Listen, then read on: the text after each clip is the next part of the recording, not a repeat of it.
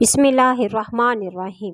ناظرین، جیسے ہی شہادت رسول اللہ صلی اللہ علیہ وآلہ وسلم آتی ہے تو ہر شیعہ سنی کے درمیان یہ بحث ہوتی ہے کہ جنازہ رسول اللہ صلی اللہ علیہ وآلہ وسلم پر شیخین شریک تھے یا نہیں۔ جب ہم تاریخی حقائق سے پردہ اٹھاتے ہیں تو ہمیں معلوم ہوتا ہے کہ شیخین خلافت کے حصول کی خاطر جنازہ رسول اللہ صلی اللہ علیہ وآلہ وسلم کو اہل بیت کے درمیان چھوڑ کر ثقیفہ بنی ساعدہ کا رخ کر چکے تھے، اور ان کے واپس لوٹنے سے پہلے رسالت مآب صلی اللہ علیہ وآلہ وسلم کو سپرد خاک کر دیا گیا تھا۔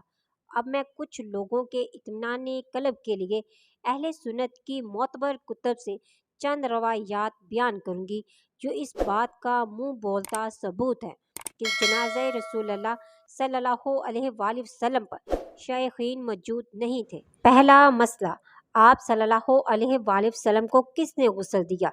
بوقت رحلت صحابہ کرام نے عرض کی، یا رسول اللہ صلی اللہ علیہ وآلہ وسلم، آپ کو غسل دینے کی سعادت کون حاصل کرے گا؟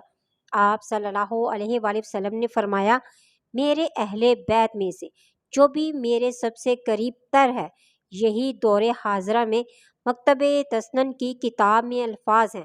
کتاب تجلیات نبوت میں لکھا ہے، منگل کے روز رسول اللہ صلی اللہ علیہ وآلہ وسلم کو کپڑے اتارے بغیر غسل دیا گیا۔ غسل دینے والے کل 7 حضرات، حضرت علی شیر خدا، حضرت عباس، ان کے 2 صاحبزادے فضل اور قسم، اور پیغمبر اکرم صلی اللہ علیہ وآلہ وسلم کے آزاد کردہ غلام شکران، اسامہ بن زید اور اوس بن خولہ تھے۔ صحابہ نے پوچھا، یا رسول اللہ صلی اللہ علیہ وآلہ وسلم، آپ کا کفن کن کپڑوں سے تیار کیا جائے؟ آپ صلی اللہ علیہ وآلہ وسلم نے فرمایا، جو کپڑے ہم نے پہنے ہوئے ہیں یہی کفن ہوگا، اگر تم چاہو تو ایک یمنی چادر کا اضافہ کر سکتے ہو۔ پھر آپ کی نماز جنازہ کے متعلق سوال کیا۔ صحابہ نے عرض کی، یا رسول اللہ صلی اللہ علیہ وآلہ وسلم، آپ کی نماز جنازہ کون پڑھائے گا؟ اور اس کے ساتھ ہی سب لوگ گریہ و بکا کرنے لگے۔ آپ صلی اللہ علیہ وآلہ وسلم نے فرمایا کہ جب تم لوگ ہماری تجہیز و تکفین سے فارغ ہو چکو تو ہمیں قبر کے پاس چھوڑ کر باہر چلے جانا۔ سب سے پہلے ہماری اہل بیت افتتاح نماز کریں گے، پھر ملائکہ انبیاء کثیر کے ساتھ نماز ادا کریں گے، اور اس کے بعد تم لوگ گروہ در گروہ آ کر ہم پر نماز پڑھنا۔ آپ صلی اللہ علیہ وآلہ وسلم سے صحابہ نے پوچھا، یا رسول اللہ، آپ کو قبر میں کون اتارے گا؟ آپ صلی اللہ علیہ وآلہ وسلم نے فرمایا، ہماری اہل بیت طیبین کے ساتھ ملائکہ مقربین شامل ہوں گے جو تمہیں دیکھتے ہوں گے مگر تم ان کو نہیں دیکھ سکو گے۔ اب شیعہ اور سنی کے درمیان ایک بحث رہ جاتی ہے کہ جنازہ رسول اللہ صلی اللہ علیہ وآلہ وسلم پر شیخین موجود تھے یا نہیں۔ اس حوالے سے پہلے گواہ بذات خود حضرت علی ابن ابی طالب علیہ السلام ہیں۔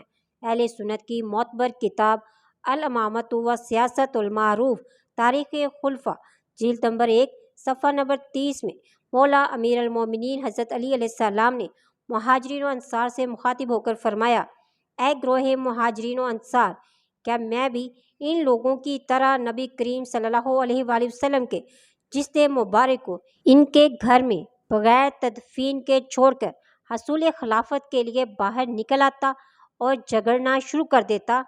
دوسری گواہی جناب فاطمہ الزہرا سلام اللہ کی رسالت مآب صلی اللہ علیہ وآلہ وسلم کی رحلت کے بعد جب شیخین نے مولا علی علیہ السلام سے بیعت لینے کے لیے جناب فاطمہ الزہرا کے دروازے پر پہنچے تو جناب سیدہ نے ان سے مخاطب ہو کر فرمایا، کتاب امامۃ و سیاست المعروف تاریخ خلفاء جلد نمبر 1 اور صفحہ نمبر 30، اس میں ہے صدیقہ کبریٰ جناب فاطمہ الزہرا سلام اللہ دروازے پر کھڑے ہو کر ان سے مخاطب ہوئی اور فرمایا، ہمارا تمہارے ساتھ کوئی تعلق نہیں، تم نے ہمارے ساتھ برا سلوک کیا، تم لوگوں نے رسول خدا کے جنازے کو ہمارے درمیان چھوڑ دیا اور خلافت کا معاملہ اپنے طور پر طے کر لیا، نہ ہم سے مشورہ کیا اور نہ ہی ہمارا حق دیا۔ محدث شاہ ولی اللہ دہلوی کا اعتراف ہے کہ نسب خلیفہ مسلمانوں پر قیامت تک کے لیے فرض کفائی ہے۔ اس کے لیے چند دلائل ہیں۔ پہلی دلیل یہ کہ صحابہ کرام حضرت محمد صلی اللہ علیہ وآلہ وسلم کی تجہیز و تکفین سے پہلے خلیفہ کے تقرر کی طرف متوجہ ہوئے۔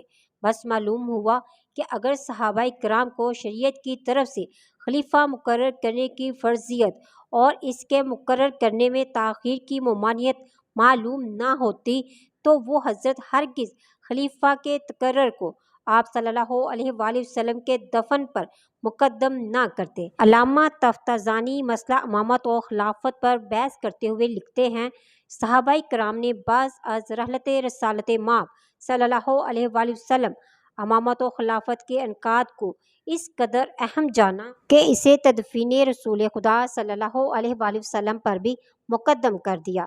سلطان متکلمین علامہ جرجانی مسئلہ امامت و خلافت پر لکھتے ہیں، رسول خدا صلی اللہ علیہ وآلہ وسلم کے وصال کے بعد شیخین اپنی بیعت کا راستہ ہموار کرنے کی خاطر جلدی سے سقیفہ بنی ساعدہ کی طرف چلے گئے، یہاں تک کہ تجہیز و تکفین رسول اللہ صلی اللہ علیہ وآلہ وسلم کو بھی ترک کر دیا۔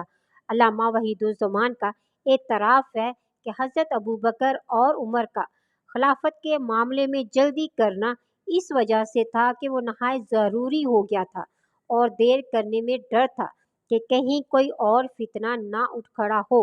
اسی واسطے رسول اللہ صلی اللہ علیہ وآلہ وسلم کے دفن پر بھی اسے مقدم کیا۔ حوالہ جات ہیں، صحیح مسلم شریف مع مختصر شرح نووی مترجم علامہ وحید الزمان جلد نمبر 5 صفحہ نمبر 34۔ افسوس ہے ناظرین، جس رسول نے ان کو پورا دین سکھایا، اچھے اور برے کی تعلیم دی، انہی کا یہ لوگ اپنی طرف سے جانشین مقرر کرنے میں لگ گئے، لیکن سلطان انبیاء صلی اللہ علیہ وآلہ وسلم کے جنازے کو چھوڑ گئے۔ ناظرین، یہ تمام روایات اور اہل سنت علماء کے اقوال اس بات کا منہ بولتا ثبوت ہیں کہ شیخین جنازے رسول اللہ صلی اللہ علیہ وآلہ وسلم میں شریک نہیں ہوئے تھے۔ الا لعنۃ اللہ علی القوم الکاذبین۔ ناظرین، ویڈیو اچھی لگی تو لائک اور شیئر ضرور کریں۔ ملتے ہیں نیکسٹ ویڈیو میں۔ فی امان اللہ۔